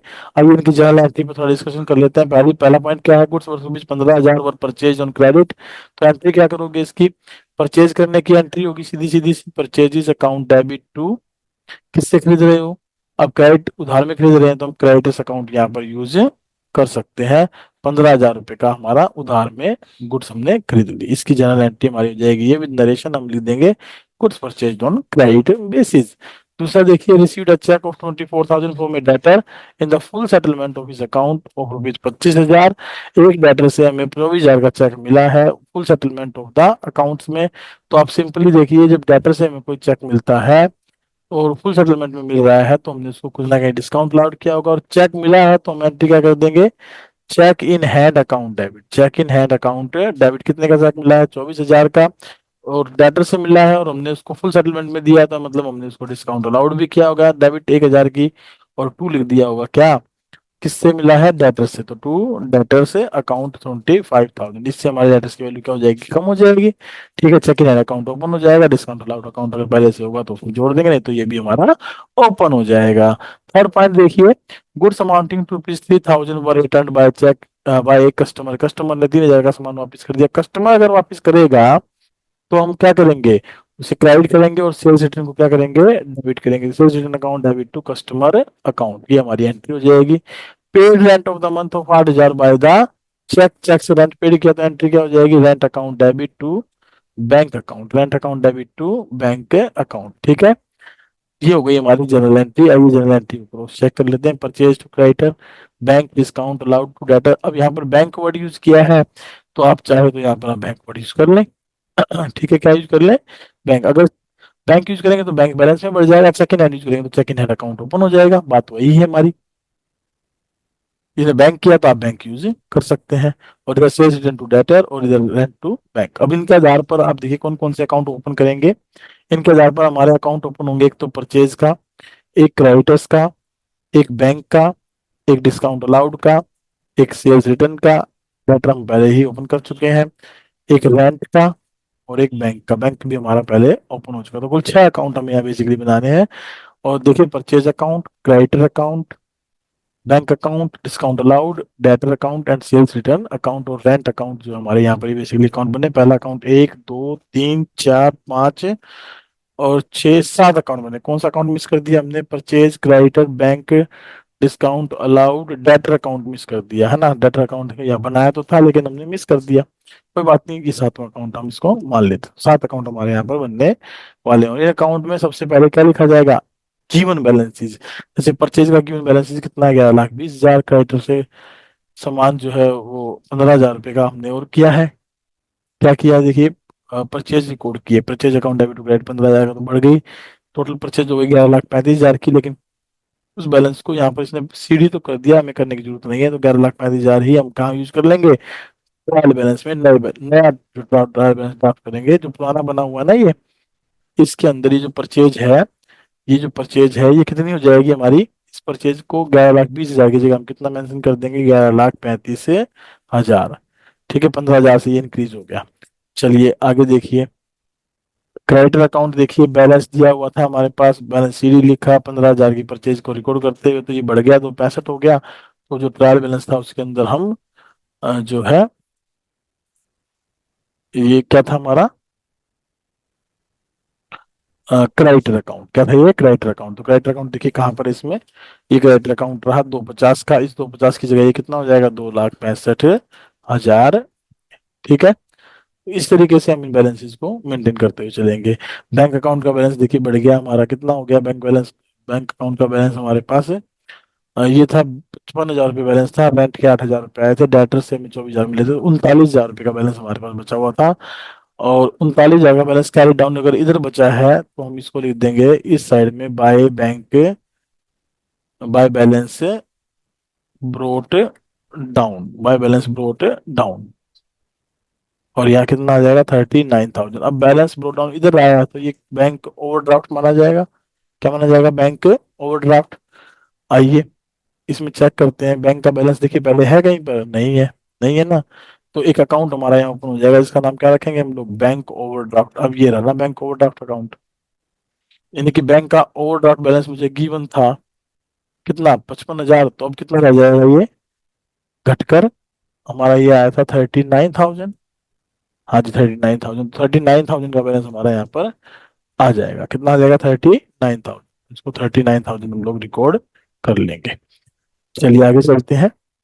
आगे हमारे पास क्रेडिटर अकाउंट हमने बना लिया, बैंक अकाउंट हमने बना लिया, डिस्काउंट अलाउड अकाउंट एक ही है तो ये डिस्काउंट अलाउड हमारा अकाउंट ओपन हो जाएगा, डेबिट में लिख देंगे ट्रायल बैलेंस के। और डेटर्स अकाउंट में देखिए 5,10,000 का बैलेंस था और बैंक में 24,000 की पेमेंट कर दी, डिस्काउंट अलाउड 1,000 का कर दिया, सेल्स रिटर्न 3,000 की हो गई, बाकी बचा बैलेंस कितना? 4,82,000। तो ये क्रेडिट साइड में बचा है तो इसको यहाँ लिखेंगे तो क्या लिखेंगे? To balance brought down, to balance brought down. कितना आ जाएगा? 4,82,000 रुपये। यही हमारा बैलेंस नए डाटा के तौर पे यूज किया जाएगा। तो इसी तरीके से हम सेल्स रिटर्न को भी लेकर चलेंगे। आइए नए ट्रायल बैलेंस में चले तो देखिए डेटर्स के अकाउंट के बैलेंस को देखिए कितना है? 4,82,000 रुपये। ये हमने 2,65 किया था, ये 11,35 हुआ था और कुछ बैलेंस हमने शायद पीछे भी चेंज किए थे। तो ये जो बैलेंसेज हमारे चेंज हुए हैं इनके आधार पर हमारा नया बैलेंस बनकर क्या आ जाएगा? 25,24,44,000, 25,44,000। होप सो कि आपको ये ट्रायल बैलेंस समझ में आया है, इसमें किसी प्रकार की कोई समस्या नहीं है। अब ये छोटे से टॉपिक के बारे में थोड़े से और बचे हैं 2-3 टॉपिक, उनको भी जल्दी जल्दी क्लियर कर लेते हैं ताकि हमें जो है इसको समझने में काफी कोई कहीं पर किसी प्रकार की कोई दिक्कत ना आए। ये इसमें नेक्स्ट टॉपिक हमारा है स्टेप्स टू लोकेट और डिटेक्ट एरर्स। अब तक हमने बनाया ट्रायल बैलेंस और उसमें जो गलतियां थी वो हमने बैलेंसेस के आधार पर ठीक करके लिख दी, लेकिन कई बार गलती ऐसे दिखाई नहीं देती तो हमें उसे क्या करना पड़ता है? लोकेट करना पड़ता है या डिटेक्ट करना पड़ता है। If the trial balance does not tally, steps must be taken to locate the errors which are causing discrepancies, जो कि डिस्क्रिपेंसीज जो है क्रिएट करता है। Following steps may be taken one after one to locate the errors. तो ये जो steps है हम एक के बाद एक फॉलो करते हैं और इसी सीक्वेंस में फॉलो करते हैं ताकि हम इजिली ट्रायल बैलेंस की एरर्स को डिटेक्ट कर सके। जैसे पहला स्टेप इसने क्या दिया है? पहला स्टेप मुझे दिया है recheck the total of both debit and credit amount closes of the trial balance. कई बार अगर आपका ट्रायल बैलेंस का जोड़ नहीं मिला हो तो प्लीज आप क्या कर लें? रीचेक कर लें डेबिट बैलेंस को जोड़कर और क्रेडिट बैलेंस को जोड़कर, हो सकता है उनमें हमने कोई गलती कर दी हो। अगर ये सब ठीक तो स्टेप नंबर 2 पर आए, the exact figure of difference in trial balance should B ascertained. आप इस बात का पता करें कि एग्जैक्ट फिगर ऑफ डिफरेंस कितना है, 10 रुपए, 20 रुपए, 50 रुपए, 100 रुपए कितना है। And after this subsidy book should be gone through to see if any item of that amount remains unposted. आप ट्रायल बैलेंस में जितने भी सब्सिडी बुक्स हैं उनमें गो थ्रू करिए, देखिए कि कोई उतने अमाउंट की एंट्री लिखनी तो नहीं रहेगी। For example if the difference is of rupees 3200, then all entries of 3200 should be scanned to ensure that they have been duly posted। ये चेक करने के लिए कि वो प्रॉपर तरीके से पोस्ट हुई है कि नहीं हुई है। अगर वो प्रॉपर तरीके से पोस्ट हुई है तो स्टेप नंबर 3 पर चलिए। स्टेप नंबर 3 क्या बताता है हमें? The difference should be halved. Difference जो है उसको आधा करिए to find out if some figures equal to half the difference have been posted to the wrong side. जैसे मान लीजिए ट्रायल बैलेंस है, अब ट्रायल बैलेंस के अंदर मुझे अमाउंट डालनी है डेबिट और क्रेडिट में, और मैं लिख देता हूँ परचेजेज अकाउंट। परचेज अकाउंट आता है डेबिट में कितना? मान लीजिए 10,000, और 10,000 का ही अंतर आ रहा है, लेकिन मैंने गलती से 5,000 की एक ट्रांजेक्शन जो डेबिट में आनी थी वो क्रेडिट में डाल दी। इसका मतलब ये गलत हो गया, इसको हम डेबिट में लिखकर दोबारा से क्या कर लेंगे? करेक्ट कर लेंगे, है ना। For example if total side of the trial balance exceed by 3,200 रुपए, then 3,200 rupees, it is possible that the credit item of 1,600 have been posted to the debit side of the ledger account। ऐसी गलती हो सकती है भाई, हमें debit में 10 लिखने थे, क्रेडिट में से कोई 5,000 की एंट्री हमने डेबिट में लिख दी, तो ये एंट्री हम लिखना भूल गए, तो ये गलती हमारे से पॉसिबल हो सकती है। तो इन एरर को आइडेंटिफाई करने के लिए अगर ये स्टेप भी हमारा बिल्कुल सही हो तो हम स्टेप नंबर 4 पे चलेंगे। इसमें क्या करेंगे, difference in the trial balance should B divisible और डिवाइडेड बाय 9। देखेंगे उन्हों से भाग हो रहा है कि नहीं हो रहा। If the difference is completely divisible, तो हमारी मिस्टेक जो है वो हो सकता है नंबर्स के रिवर्स की हो, है ना, नंबर्स के क्या हो, transposition, mistake of transposition of the figures. For example if the figure is 47 and written as 24, तो डिफरेंस कितना आएगा 27, और ये 9 से कम्प्लीटली भाग हो जाएगा। तो likewise if 0 is added to against a figure, the difference will also be divisible by 9। For example अगर हमारे पास 13 है और उसको हमने 130 लिख दिया, तो इनका जो डिफरेंस आएगा वो भी 117 है, वो भी कितने से भाग हो जाएगा, 9 से पूरा पूरा भाग हो जाएगा।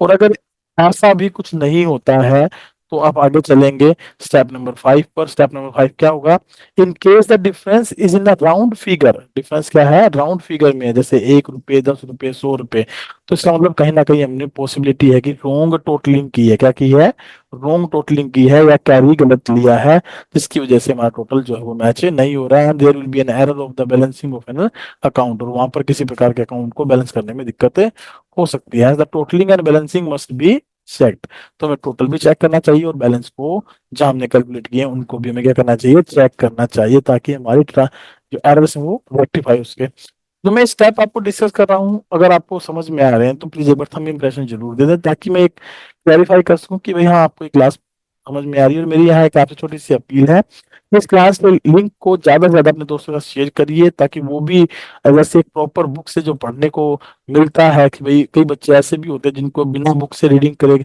समझ में नहीं आता, तो उनके लिए जो वीडियो काफी हेल्पफुल हो सकती है। और वो बच्चे जिनको चाहे कोई फर्क नहीं पड़ता बुक से पढ़ाया जाए या बिना बुक से पढ़ाया जाए, स्मार्ट बोर्ड पे पढ़ाया जाए या इस तरीके से पढ़ाया जाए, उनको हर तरीके से समझ में आता, तो ये उनके लिए बेनिफिशियल है ही है, इसमें कोई डाउट नहीं है। हमारा चैनल है VVN sir commerce classes, VVN sir's commerce classes. आप इस चैनल को जितना ज्यादा सब्सक्राइब कर सकते हैं सब्सक्राइब करिए, सब्सक्राइब करवा सकते हैं सब्सक्राइब करवाइए, कॉमर्स क्लासेज, ठीक है। और साथ ही साथ इसके लिंक को दोस्तों के साथ शेयर करना मत, ताकि वो भी इन क्लासेस का बेनिफिट ले सके। आइए स्टेप नंबर 6 पर चलते हैं। Check with the help of ledger whether the balance of each and every account including the balances of cash and bank have been included in the trial balance on the correct side with the correct amount. फिर हमें हर एक ledger account के balance को, each and every account को properly देखना पड़ेगा, including the cash book, कि कोई हमने लिखने में तो गलती नहीं कर दी, करेक्ट सारी की सारी करेक्ट अमाउंट करेक्ट साइड में लिखी है या नहीं लिखी है, इस बारे में हम जजमेंट करेंगे। अगर ऐसा भी करने पर हमें पता लगता है कि सब चीजें ठीक है और फिर भी डिफरेंस आ रहा है, तो आप स्टेप नंबर 7 पर चलेंगे। Check whether all the closing balances from the previous year balance sheet have been correctly carried forward and recorded in the respective ledger accounts। फिर ये चेक करेंगे कि जो लेजर अकाउंट हमने बनाए हैं उनमें कोई ऐसे बैलेंसेज लिखने तो नहीं रह गए जो ओपनिंग बैलेंस थे हमारे और उनको हमने लिखा ना हो और पिछले बैलेंस शीट से हम कैरी ना कर पाए हों। और अगर ऐसा भी कुछ नहीं पाया जाता तो स्टेप नंबर 8 क्या होगा हमारा, check the figures which are not clearly written. हम कुछ फिगर्स को लिखने में ऐसे लिख देते हैं, गलती कर देते हैं, जैसे 3 हमें 6 लिखना था या 3 8 लिखना था और गलती से हमने सॉरी सॉरी 3 6 लिखना था और गलती से हमने 3 8 लिख दिया, तो हम इसको ऐसे बना देते हैं। इन फिगर्स को आपको दोबारा से एक बार चेक करना है जिसमें इस तरीके की कटिंग हो या क्लियरली वो मेंशन्ड ना हो। अगर ये भी बिल्कुल ठीक समझ में आ रहे हैं तो स्टेप नंबर 9 पर चलिए। And if the difference is of very big amount and it's just possible that the balance of a certain ledger account may or not have been included in the trial balance, हो सकता है कि हमने किसी trial balance के balance को शामिल नहीं किया, so this can be deducted by comparing the trial balance of the current year with the that of the previous year, and also if the figures of account under the same head show abnormal variation, the account should be rechecked to find out the cause of variations. तो हम उन differences के कारणों का पता लगाएंगे। अगर figures of account of the same head show the abnormal variation, और किसी अकाउंट के फिगर अबनॉर्मल वेरिएशन दिखा रहे हैं तो उसके फिगर्स को रीचेक किया जाएगा कि वो सही है या नहीं। अगर इस 9 स्टेप भी हमारे काम में नहीं आए तो लास्ट स्टेप हमारे पास सिर्फ एक ही बचेगा। If in spite of all the above efforts there is still a difference in the trial balance, a complete checking of posting of all the entries will be necessary. और हर एक के लिए हम सामने एक टिक का साइन लगा देंगे at the right of the each amount so that item has been checked and it should be checked that the totals of subsidiary books have been posted to the relevant accounts in the ledger। और irrespective of this, अगर ये सारे steps fail हो जाएं तो step number आप 11 follow करिएगा trial balance को मैच करने के लिए। उस वक्त उस कंडीशन में you just open a suspense account, आप एक सस्पेंस अकाउंट ओपन कर लीजिए बैलेंसिंग फिगर के साथ, और ताकि आपका ट्रायल बैलेंस का डेबिट और क्रेडिट का बैलेंस क्या हो जाए, टैली हो जाए। और ये जब टैली हो जाए और फ्यूचर में यदि कोई एरर आपको मिल जाए तो आप उस एरर को इस अकाउंट से रेक्टिफाई कर लें। और वो एरर्स जो मिलने वाली बातें हैं वो एरर्स बेसिकली दो प्रकार की हो सकती हैं। उन एरर्स के बारे में अगर मैं बात करूं तो कौन कौन सी एरर हो सकती है, देखिए, तो हम उन एरर को दो हिस्सों में बांटते हैं। पहली एरर होती है हमारी एरर्स अफेक्टिंग ट्रायल बैलेंस, जिसको हम जनरली बोल देते हैं errors disclosed by trial balance या one sided errors. One sided errors, ये वन साइडेड एरर्स होती हैं जो ट्रायल बैलेंस के द्वारा बताई जा सकती है। दूसरा, errors not affecting trial balance और errors not disclosed by trial balance, या हम इसको बोलते हैं टू साइडेड एरर्स। ये टू साइडेड एरर के नाम से जाने जाते हैं। बोली बात समझ में आ रही है कि नहीं? इन एरर्स को अगर थोड़ा समझें तो थोड़ा आगे चलते हैं। एरर्स अफेक्टिंग ट्रायल बैलेंस, जो ट्रायल बैलेंस को अफेक्ट करती हैं, if the trial balance does not tally it will indicate that certain errors have been committed and which have affected the agreement of trial balance. So accountant will then proceed to find out the errors and ultimately the errors will be located. तो हम account जो accountant है वो क्या करेगा, proceed to find out the errors and ultimately errors will be located, और आसानी से उसको क्या मिल जाएगी, एरर मिल जाएगी। Such errors are called errors disclosed by trial balance और errors which affecting the agreement of trial balance. So until such errors are rectified the trial balance will not agree, and some of the example of such errors are as follows। और उनसे related कुछ example हम ये इस तरीके से समझ सकते हैं। जैसे पहला एग्जांपल है room casting. Room casting generally totalling का एरर हो सकता है। if the total of cash book or some other subsidiary book is wrong then trial balance will not tally। For example, total of purchase book has been added rupees 1000 in excess, and when this total will be posted to the debit side of purchase account it all will also show an excess debit of rupees 1000 and hence the trial balance will not be tally, है ना। तो जहां purchase book जो का जो balance था वो हमारा आना चाहिए था 1000 से कम, वो 1000 से ज्यादा आएगा, जो ट्रायल बैलेंस को मैच होने में दिक्कत करेगा, और फिर हमें क्या करना पड़ेगा, रिचेक करना पड़ेगा। दूसरा है posting to the wrong side, हमने गलत साइड में क्या कर दी, पोस्टिंग कर दी, डेबिट वाला क्रेडिट में लिख दिया या क्रेडिट वाला डेबिट में लिख दिया। If instead of posting an amount on the debit side of an account it is posted to the credit side of, or vice versa, the trial balance will not tally। For example, goods of 2000 have been purchased from Gopal. If instead of posting the amount on the credit side of Gopal account, it is posted to his debit, and the debit side of trial balance will exceed the credit by 4000। जो amount credit में 2000 आनी चाहिए थी हमने वो debit में लिख दी, तो वहां आई नहीं और डेबिट में लिख दी 2000, तो डबल अमाउंट का जो है वो हमारा क्या आ जाएगा, डिफरेंस आ जाएगा, और उसको हम इजिली देख भी पाएंगे और आइडेंटिफाइड भी कर पाएंगे, है ना। पोस्टिंग ऑफ रोंग अमाउंट, अगर अमाउंट ही गलत लिख दी, चलो साइड गलत लिखी थी पर अमाउंट गलत लिख दी, जैसे trial balance will not tally if the posting in the account is made with in an incorrect amount. For example, goods of 6000 have been purchased from Mahindra, and if it has been correctly entered in the purchase book, but while posting to the Mahindra's credit, हमने इसको 600 रुपए या 60 रुपए post कर दिया। कितने का सामान खरीदा, 600 खरीदा, तो हमने इसको 60 रुपए पोस्ट कर दिया इंस्टेड ऑफ 600। तो डिफरेंस जो आएगा उसकी वजह से ट्रायल बैलेंस टैली नहीं होगा, और उसको हमें इजिली आइडेंटिफाइड करके ठीक करना पड़ेगा, है ना। आगे क्या है देखिए, omission of posting of one sided of an entry, किसी एंट्री को हमने एक साइड लिखना भूल गए, पार्शली ओमिशन है। तो डेफिनेटली अगर 500 रुपए का कोई मान लीजिए ट्रांजेक्शन हुआ, राम के अकाउंट में तो हमने ठीक लिख दिया, लेकिन हमने कैश बुक में उसको मतलब करेक्ट कर दिया, बट हम उसको लिखना भूल गए कहाँ पर, credit side of Ram account, तो ट्रायल बैलेंस मैच होगा ही नहीं, क्योंकि ये क्या है, पार्शली ओमिशन है। क्या है ये, पार्शली ओमिशन। पार्शली ओमिशन में एक गलती हमने कर दी तो उसकी वजह से हमारा ट्रायल बैलेंस मैच नहीं होगा, है ना। चलिए नेक्स्ट चलते हैं, double posting in a single account. अगर double posting in a single account की बात करें तो एक अकाउंट में दो बार लिख दिया। For example, 500 have been received from Shyamlal and correctly entered in the cash book, but if it posted twice on the credit side of Shyamlal's account, तो ट्रायल बैलेंस अगेन मिसमैच हो जाएगा, क्योंकि एक account में हमने कितनी बार लिख दिया, दो बार लिख दिया, और दो बार आना ही नहीं चाहिए था। नेक्स्ट क्या है, errors of totalling and balancing of an account in ledger, errors of totaling and balancing of an account in the ledger, right? So errors may occur in totaling of debit or credit side of an account in the ledger और in the balancing of accounts in the ledger. तो ऐसे भी हो सकता है कि हमारा total में गलती हो या बैलेंस निकालने में गलती हो, और because of the balances of accounts are transferred to the trial balance, so it will not tally. और उन गलत बैलेंसिंग यदि हम ट्रायल बैलेंस बनाएंगे तो हमारा ट्रायल बैलेंस मैच नहीं होगा, बैलेंस टैली नहीं होगा, है ना। ऐसा पॉसिबल हो सकता है। चलिए आगे चलते हैं। नेक्स्ट है हमारे पास errors not affecting trial balance और errors not disclose by trial balance. आपको बताना है उन एरर्स के बारे में जो ट्रायल बैलेंस को अफेक्ट नहीं करती हैं, या वो एरर जो ट्रायल बैलेंस से डिस्क्लोज नहीं होती है। तो ऐसी जिनका मेन ऑब्जेक्टिव ऑफ प्रिपेयरिंग हमारा ट्रायल बैलेंस क्या होता है कि एक्यूरेसी हम चेक कर सके। और कौन सी एक्यूरेसी चेक कर सके? Arithmetical accuracy. However, the equalities of debits and credits of trial balance does not mean that there are absolutely no errors in the books of accounts. So there may be a number of errors which may remain undeducted in spite of the agreement of trial balance, and such type of errors are to be called as errors not affecting trial balance और error not disclosed by trial balance या to sided errors. क्या कहलाती है वो? हमारी to sided errors के नाम से जानी जाती है। ठीक है।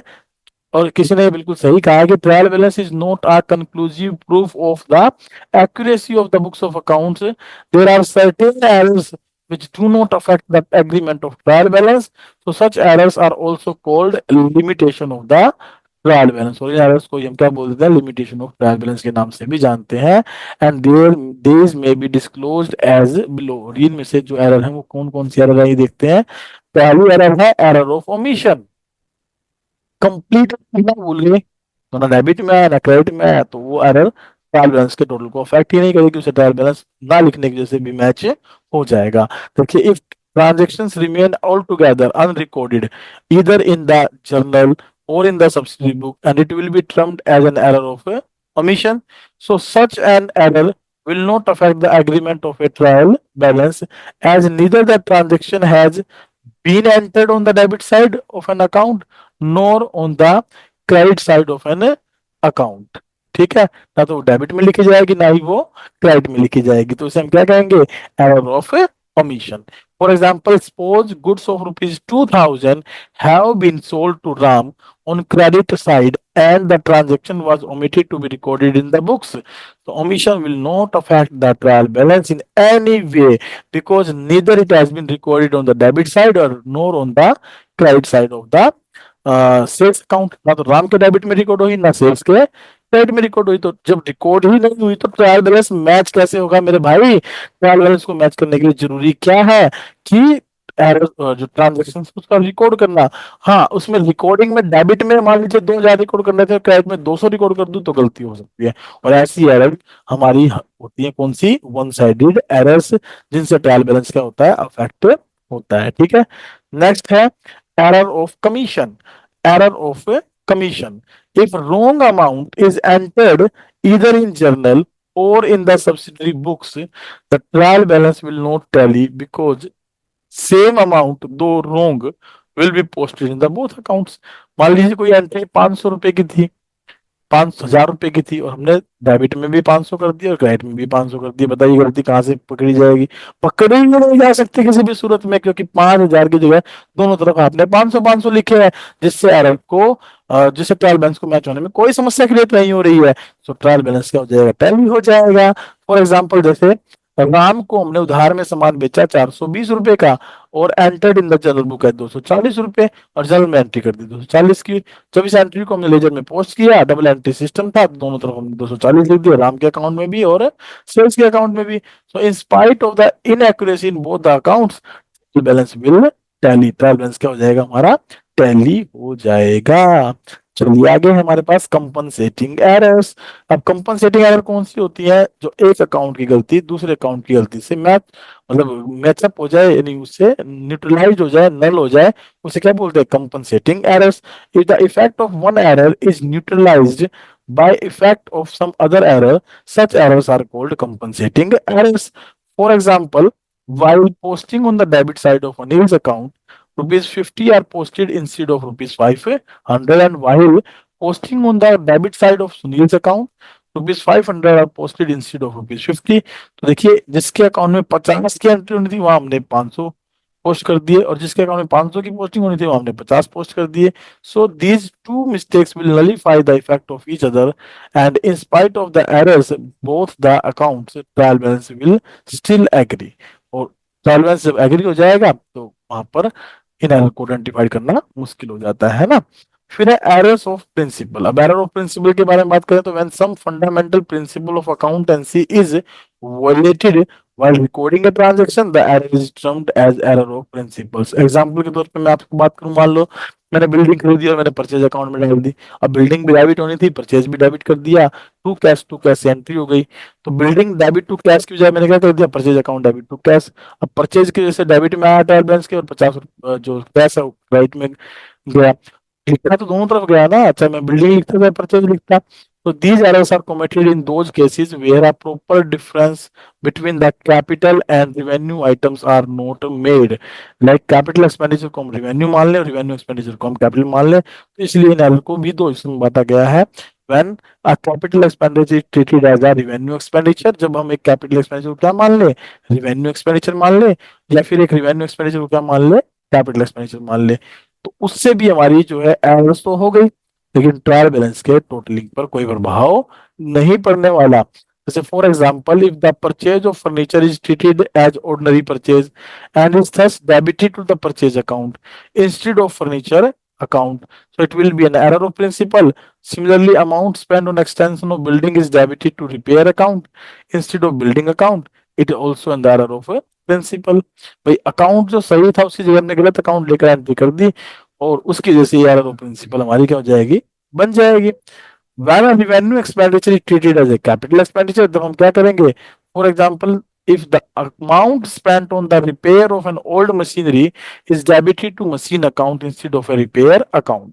हो सकता है आपको दोनों बातें समझ में ना आई हो, मैंने पढ़ दिया, लेकिन आइए मैं इसको समझाने की कोशिश करता हूँ। जैसे इसने क्या कहा, फर्नीचर खरीदा, हमने इसको ऑर्डनरी शेयर मान लिया, तो आपके अकॉर्डिंग बताइए मुझे, फर्नीचर खरीदने की एंट्री क्या होती, आप ये एंट्री करते, furniture account debit to cash, करते कि नहीं करते। लेकिन हमने फर्नीचर को क्या मान लिया, नॉर्मल परचेज मान लिया, और हमने एंट्री कर दी purchase account debit to cash. अब देखिए कैश तो बिल्कुल ठीक रिकॉर्ड हुआ है, फर्नीचर अकाउंट हमने कहीं क्रिएट ही नहीं किया, और परचेज अकाउंट को हमने उसी उतनी अमाउंट से इंक्रीज कर लिया। अब ये डेबिट में आता है, अगर रिकॉर्ड करते ट्रायल बैलेंस के, उसकी जगह परचेज हमने डेबिट कर दी, बढ़ा दी, तो वो डेबिट में आ गई। कैश तो अपनी जगह ठीक ही है। तो इस एरर को क्या बोलेंगे, एरर ऑफ प्रिंसिपल। जहाँ ये कैपिटल एक्सपेंडिचर था मेरा फर्नीचर खरीदना, और परचेज एक रिवेन्यू एक्सपेंडिचर था, मैंने इस परचेज को नॉर्मल परचेज मान लिया फर्नीचर ना समझकर, तो हमारी error create. Is it clear, बोलो बात समझ में आई कि नहीं आई। चलो बात समझ में आई तो आगे बढ़ते हैं। ऐसे ही हमारा रिवर्स होगा, रिवेन्यू एक्सपेंडिचर को हम क्या मान ले, कैपिटल एक्सपेंडिचर। जैसे इसने कहा हमने रिपेयर करवाई, मान लो ओल्ड मशीनरी की करवाई, रिपेयर करवाई, तो एंट्री होनी चाहिए थी repair account debit, repair account debit to cash, और हमने क्या लिख दिया, machinery account debit to cash. तो बताओ कैश तो ठीक है, अब रिपेयर आना चाहिए था, लिख दिया मशीन, ये खर्चा था हमारा नॉर्मल, और ये था कैपिटल एक्सपेंडिचर में डाल दिया, तो नॉर्मल को कैपिटल मान लिया, तो एरर कौन सी हो गई, revenue expenditure treated as capital expenditure. इन दोनों एरर्स का हमारा चैप्टर आएगा financial statement, financial statement with adjustment, वहां पर बड़ा अहम रोल होगा। ठीक है, वहां पर इनको एक बार दोबारा देखेंगे डिटेल से और समझेंगे कैसे ये एरर हमारे अकाउंट को अफेक्ट करती है। लास्ट है हमारे पास error of posting in wrong account, error of posting in wrong account. So if while posting from the books of original entry, posting is mailed to a wrong account but on the correct side, and the error will be not affect the agreement of trial balance. कहता है जब हम किसी account से posting करते हैं, original entry से posting करते हैं, तो पोस्टिंग हमने रॉन्ग अकाउंट में कर दी, लेकिन अमाउंट बिल्कुल सही रखी, तो वो उससे कोई फर्क थोड़ा पड़ेगा। जैसे अभी हम ऊपर बात करके परचेज की एंट्री थी, फर्नीचर में डाल दी, फर्नीचर की एंट्री थी, परचेज में डाल दी, अकाउंट ही बदल दिया, अमाउंट तो ठीक थी ना। So if for example goods are sold to Ram on credit, but Shyam's account is debited in place of Ram's account in the ledger, the trial balance would tally in spite of errors in both the accounts। और फिर हमारा क्या हो जाएगा, trial balance match हो जाएगा, चाहे हमारी कितनी ही बड़ी गलती क्यों ना हो, है ना। तो इस तरीके की एरर्स जो है हमारे सामने हो सकती है। इन एरर्स को क्या बोलते हैं? Errors which are not disclose by trial balance. अब एक लास्ट पॉइंट हमारे पास बचा है, that is suspense account. That is suspense account. एक मिनट होल्ड करिएगा। हाँ, बैटरी डिस्चार्ज होने वाली थी तो मैंने चार्जर लगाया है। चलिए स्टार्ट करते हैं। Suspense account. सस्पेंस अकाउंट क्या होता है बेटा? देखिए मैं पहले बता चुका, जब आपसे एरर्स आइडेंटिफाइड ना हो, एरर्स को आप ढूंढ ना पाए, तो हमें कभी कभार ट्रायल बैलेंस को क्लोज करना पड़ता है। और ट्रायल बैलेंस को क्लोज करने के लिए हम सस्पेंस अकाउंट का सहारा लेते हैं, ताकि हमारी फाइनेंशियल स्टेटमेंट प्रॉपरली बन सके, ऑन टाइम बन सके। Sometimes, in spite of best efforts of an accountant, all the errors are not located and trial balance does not tally.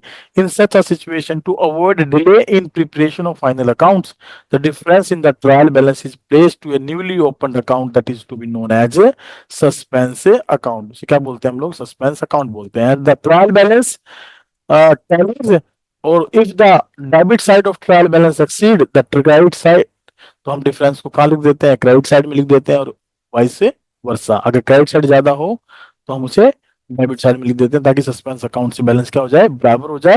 And after including the balance of suspense account in trial balance, it will appear to be valid, और ये बराबर दिखाई देता है। Later, when the errors are located, जब हमें errors बाद में मिलती हैं, then हम रेक्टिफिकेशन एंट्रीज पास करके उन एरर्स को दूर कर सकते हैं और सस्पेंस अकाउंट को रिमूव कर सकते हैं। और उन एरर्स को पास करने के लिए भी हम किसका यूज करते हैं? सस्पेंस अकाउंट का यूज करते हैं, जिससे वो खत्म हो जाता है। Therefore, when all the errors have been located and rectified, the suspense account will automatically stand closed. Automatically क्या हो जाता है? वो बंद हो जाता है। And if suspense account still shows a balance, it will be taken to the balance sheet on the asset side if it is shows a debit balance, और liability side if it is shows a credit balance. So हम इस आधार पर ये भी कह सकते हैं कि जो सस्पेंस अकाउंट है, सस्पेंस अकाउंट है, उसका डेबिट और क्रेडिट कोई भी बैलेंस से हो सकता है। It can be shows as a debit और क्रेडिट बैलेंस। ठीक है, एक लास्ट एग्जांपल हम देख लेते हैं, ताकि हमारे चैप्टर का जो है एंडिंग हो जाए। और इस चैप्टर में मैक्सिमम इतना ही था, इससे ज्यादा हमारे पास नहीं था। आइए एक एग्जांपल देखते हैं कैसे इसमें हम सस्पेंस अकाउंट को ओपन करते हैं। Following trial balance prepared by an inexperienced accountant. एक इनएक्सपीरियंस्ड अकाउंटेंट था कोई मेरे जैसा, तो उसने एक ट्रायल बैलेंस बनाकर दे दिया और कह रहा है read draft in A correct form and give necessary notes. आपको नेसेसरी नोट्स भी देने हैं। तो सबसे पहले ट्रायल बैलेंस पे चलिए, देखिए गलती क्या हुई है। सन्नी डाटा बिल्कुल सही लिखा गया है, क्रेडिटर भी बिल्कुल सही लिखा गया है, ओपनिंग स्टॉक बिल्कुल सही लिखा गया है, परचेज बिल्कुल सही लिखा गया है। परचेज रिटर्न हमारा क्या है? गलत लिखा गया है, इसको उठाकर आप क्रेडिट में लिखिए। कैश इन हैंड बिल्कुल सही है, मशीनरी बिल्कुल सही है, गुडविल गलत लिखी गई है, इसको उठाकर आप डेबिट में लिखिए। चलिए आगे चलते हैं। हमारे पास सेल्स क्रेडिट में बिल्कुल सही है, सेल्स रिटर्न गलत लिखी गई है, ये एक डेबिट में होती है तो डेबिट में लिखिए। लोन फ्रॉम राम, ये हमने लोन लिया है तो गलत लिखा गया है, इसको क्रेडिट में लिखिए। ठीक है, इंटरेस्ट ऑन राम लोन बिल्कुल सही लिखा है, ये हमारा खर्चा है। बिल्स रिसीवेबल गलत लिखे हैं, ये डेबिट होते हैं, इनको डेबिट में लिखिए। कैपिटल बिल्कुल सही लिखी गई है ना। लाइफ इंश्योरेंस प्रीमियम खर्चा होता है, बिल्कुल सही लिखा गया है। कैरेज भी बिल्कुल सही लिखा गया है, एडवर्टाइजमेंट भी बिल्कुल सही लिखा गया है। साथ ही साथ डिस्काउंट रिसीव्ड जो है वो हमारा बिल्कुल सही लिखा गया है। इन्वेस्टमेंट भी बिल्कुल सही लिखा गया है। इंटरेस्ट ऑन इन्वेस्टमेंट ये इनकम होती है, ये गलत लिखी गई है, इसको आप क्रेडिट में लिखिए। एक ऊपर हमने गलत पढ़ लिया, डिस्काउंट रिसीव्ड है ये हमने गलत पढ़ लिया, ये हमारा क्रेडिट में आना चाहिए क्योंकि ये हमारी एक इनकम है, तो क्रेडिट में से लिखिए। और फिर दोबारा से आप ट्रायल बैलेंस का बैलेंस करिए। अब उस कंडीशन में जब मैं इसको जोड़ने लगा, सारी एंट्री ठीक करने के बाद, तो आखिरी में मेरा बैलेंस 1,000 रुपए से शॉर्ट हो रहा था। इसका मतलब ये है कि क्रेडिट साइड में हमारा टोटल आ रहा था 1,76,800, डेबिट में आ रहा था 1,75,800। ये बैलेंस मैच नहीं हो रहे थे, इनको मैच करने के लिए जिधर कम था उधर ही मैंने क्या लिख लिया? Suspense account. ये मेरा बैलेंसिंग एक फिगर बचा है। और ये जब इस तरह की कोई एरर हमें मिलेगी ठीक करने के लिए, तो उसको हम सस्पेंस के साथ ठीक कर देंगे, ताकि बैलेंस खत्म हो जाए और ट्रायल बैलेंस बिल्कुल एक्यूरेट हो जाए। नोट क्या देने हैं? देखिए नोट, अगर नोट की बात करें तो पहला नोट रखेंगे, trial balance always prepared on a particular date, therefore the words as at are used with the headings instead of for the year ending. Oh my God, ये तो हमने चेक ही नहीं किया, ये तो हमने चेक ही नहीं किया। देखिए बिल्कुल सही लिखा। ये फॉर द, मैं कह रहा था मेरे जैसा इनएक्सपीरियंस्ड अकाउंटेंट है तो ये फॉर द ईयर एंडिंग की जगह क्या होगा बेटा, एज एट, हमने पहले भी पढ़ा था, ये पार्टिकुलर डेट को बनता है। चलिए नोट नंबर 2 पर चलिए, नोट नंबर 2 क्या कहता है ये देखते हैं। इट कंटेन्स 4 कॉलम्स, कितने कॉलम्स है इसमें, 4 कॉलम्स होते हैं। First column is meant for name of account, the second column is meant for ledger folio, and third column is meant for debit balance, and fourth column is credit balance. तो 4 column होते हैं इसके अंदर, इसमें कितने बनाए हैं जरा देख लेते हैं। इसमें 3 ही कॉलम बनाए गए हैं, तो एक कॉलम हमारा ये भी गलत हो गया। 4 कॉलम होते हैं तो एक कॉलम हम यहाँ पर और ड्राफ्ट करेंगे, जिसका नाम क्या होगा, लेजर फोलियो नंबर। ठीक है, ठीक है जी, बोलिए ठीक है कि नहीं। चलो आगे नोट देखिए। Third one, as all the assets have debit balances they should be shown on the debit side, and in the above illustration goodwill bills receivable, ये हमने ठीक कर लिया, कोई दिक्कत नहीं है। ऐसे लायबिलिटीज के बारे में लिखा नोट, वो भी हमने ठीक कर लिया। परचेज रिटर्न के बारे में, सेल्स रिटर्न के बारे में, डिस्काउंट रिसीव्ड के बारे में। और इन अबव इलस्ट्रेशन कह रहा है कि credit side of trial balance जो है वो 1,000 से ज्यादा है, so difference is put on the debit side, newly open account suspense account and will be return of on debit side, ताकि ट्रायल बैलेंस का पर्पज जो है वो ठीक हो जाए। ये सब हमने ठीक कर लिया, ये सब हमारा किस में आ जाएगा, वर्किंग नोट में आ जाएगा। अब इलिस्ट्रेशन लाइन में आप लोगों के लिए छोड़ देता हूँ, इसे आप एक खुद करना है, देखना है कि कहाँ पर डिफरेंस आ रहा है, कहाँ पर गड़बड़ हो रही है, क्या क्या गलतियां हुई है, उन गलतियों को ठीक करिए और इसको कंप्लीट करिए, राइट। तो अब जो हमारी सेकंड क्लास हम जो रखेंगे वो रहेगी हमारी ऑन द एक्सरसाइज पार्ट। ठीक है, एक्सरसाइज पार्ट पर हमारी क्लास रहेगी, हम एक्सरसाइज पार्ट को डिस्कस करेंगे। That thank you very much, आप क्लास का एंजॉय लीजिए, क्लास को प्रॉपर तरीके से समझिए, कहीं पर किसी प्रकार का कोई डाउट हो तो उस डाउट को अपने को क्लियर करिए। फिर भी अगर कोई डाउट रह जाता है तो मेरा नंबर आप नोट कर सकते हैं, 9671 925 624, हिंदी में बोल दूं 9671 925 624। अगर फिर भी डाउट है तो आप इस नंबर पर मैसेज करके अपनी प्रॉब्लम सोल्व कर सकते हैं। This is all about the trial balance, इसके रूल्स एरर्स हमने सब पढ़ा। नेक्स्ट क्लास हमारी रहेगी इसकी एक्सरसाइज पर, जिसमें हम लोग इसके एक्सरसाइज के क्वेश्चन डिस्कस करेंगे। बुक रहेगी हमारी कौन सी, डीके गोयल सर की बुक। तब तक के लिए bye bye, take care, have a good day.